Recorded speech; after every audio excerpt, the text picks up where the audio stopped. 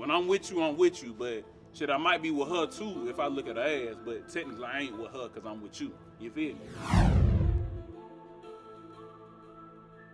Hey man, what's going on everybody out there, man? It's your boy Atl Erob Robert, straight out there west side Atlanta, zone 4, till I die. You feel me? I sound before, I sound like a goddamn math professor.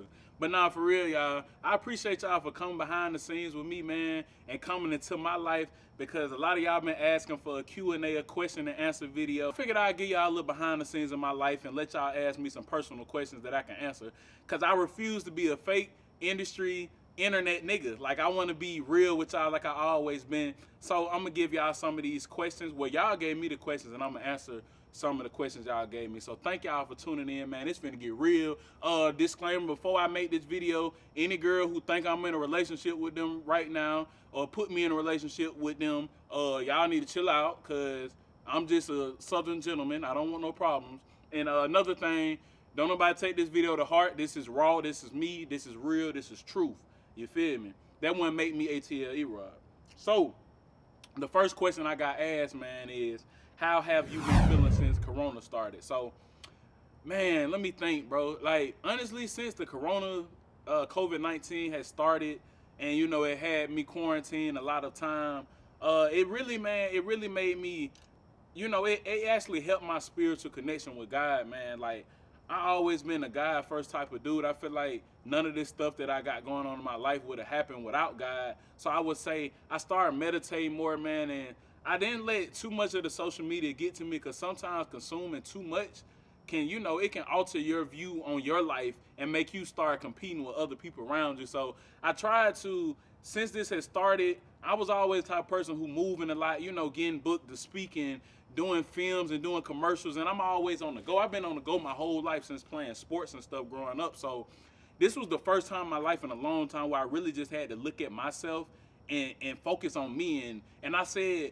this would, to my young men out here, man, I want y'all to start holding yourself more accountable. And what I mean by that, even sometimes in life, you may be right in a certain situation. Hold yourself accountable. And what I mean by that, learn from each situation. You are never right 100% of the time. It's probably 1% of something in a situation that you might have been right in that you were wrong that you can grow from. So I've been trying to hold myself accountable and learn from life and learn how to grow from situations through this time that, you know, through Corona, I would say that. And working on my mental connection and trying to take time to heal, man. And that was doing yoga and doing different meditations and things of that sort. So I would say that's really what I've been working on, man.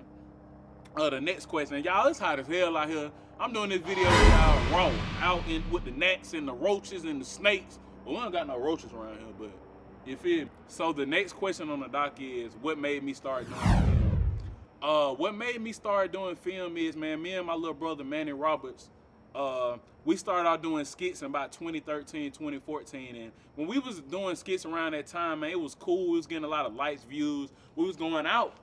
And we had a lot of fame at that time, man. Like VH1 was asking us to come, Migos, a lot of different artists, man. We was going out to video shoots and doing appearances and all that stuff. But I was like, where the hell is the money, bro? Like, and I ain't trying to say y'all do it for the money, but what I'm saying, I realized during that time, bro, you can't let clout perceive you over the perception of making sure you learn the business side of what you getting yourself into. So really, man, through that time, bro, like when I started acting and doing skits and stuff, I was like, bro, if you're popular and you broke, that shit not cool. So I had to learn how to, I had to learn how to work on the business side of my craft. So that the skits led me into film. So that next semester after I was doing skits, I took theater my sophomore year in college, and I learned the art of film. And one of Steven Spielberg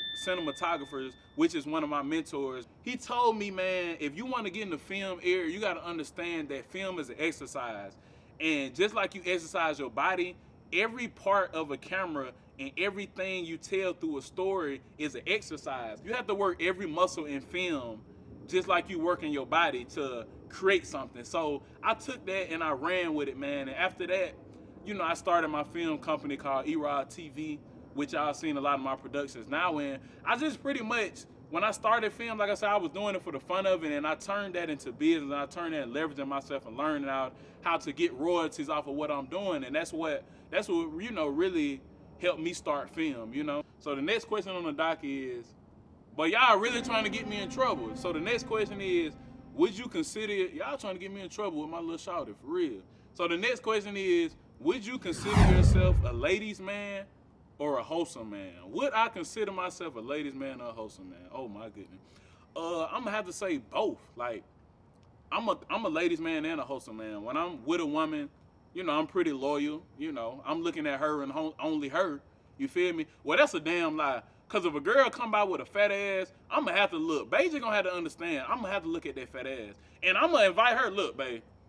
At the end of the day, yeah, I'm looking at that girl fat ass, but you're welcome to look too. You know what I mean? So, really, at the end of the day, bro, like, at the end of the day, I feel like ain't nothing wrong with looking at that ass, but I feel like I'm a wholesome man. I'm a ladies' man as well, because throughout my life, man, I just was always, before Instagram, before any of this shit, I always had women. Like, I had that shit before the film, all that. I always was around a lot of girls, because girls for me, like, it's just less drama, honestly. Like, a lot of people say girls drama. I disagree. I feel like you got too many niggas around you. They be pocket watching. Women don't really pocket watch me like that. So I always knew how to treat women, watching my dad grow up. So a lot of times that shit will fuck me up too, because treating a lot of women right will end you in a lot of relationships, fellas, that you never asked for, and have you slanging. Nah, I'm a virgin though. But nah, for real, like, when I'm with you, I'm with you. But shit, I might be with her too if I look at her ass. But technically, I ain't with her because I'm with you. You feel me?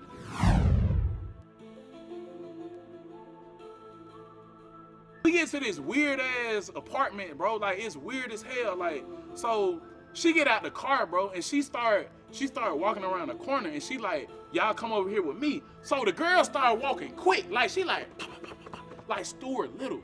Like, she's walking like Stuart Little through this bitch. So me and my partner like, why she walking so fast? So she hits this corner.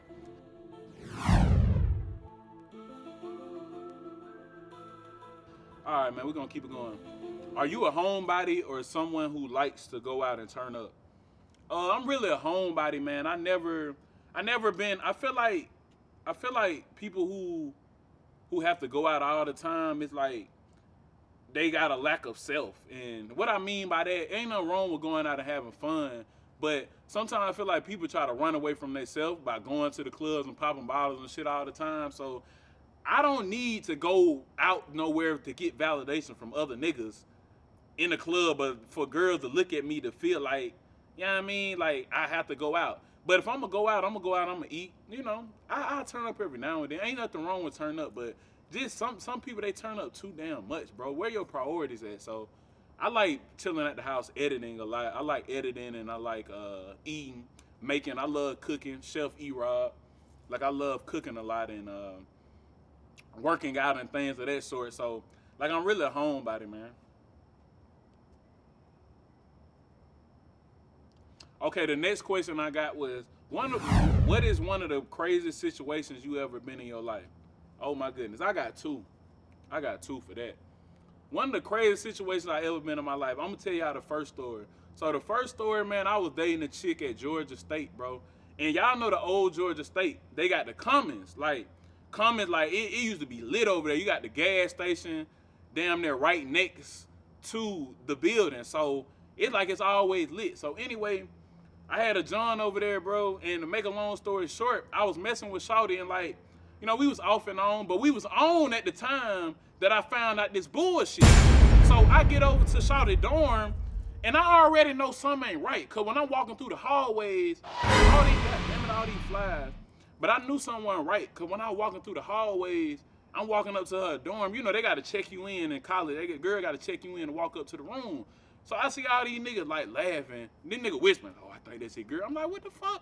That Erob girl? Oh shit, boy, she for everybody. So I'm like, man, I hear these niggas whispering, bro. Like, this shit throwing me off. I'm like, man, I don't give a damn my girl a hoe. I love her. Shit. I love that hoe. But anyway, I get up there.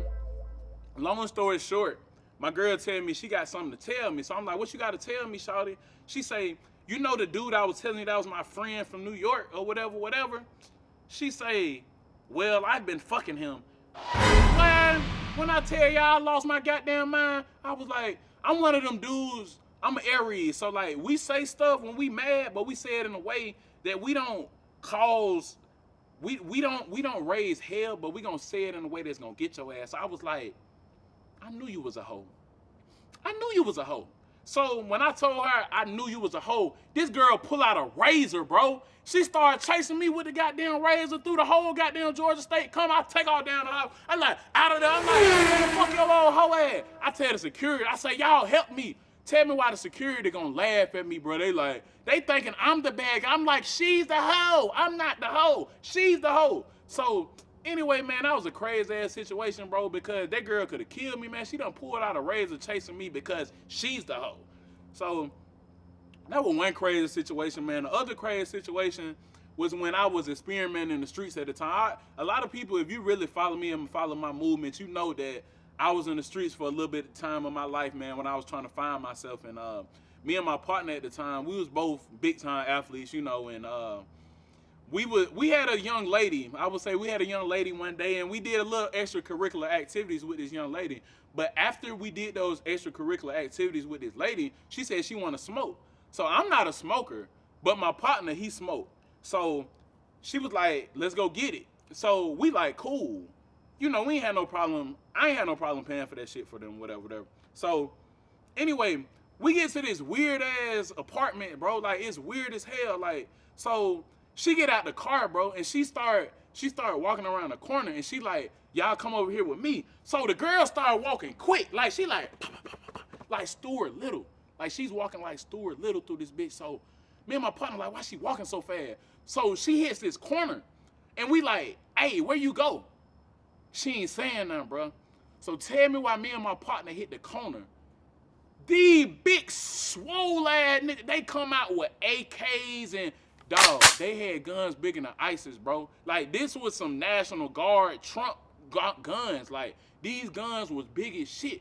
And they like, hey, y'all young niggas give it up. Like, they like, y'all give it up. So we like, bro, what are y'all talking about, bro? We just got out of high school, bro. We athletes. We don't got no money, bro. What is you talking about?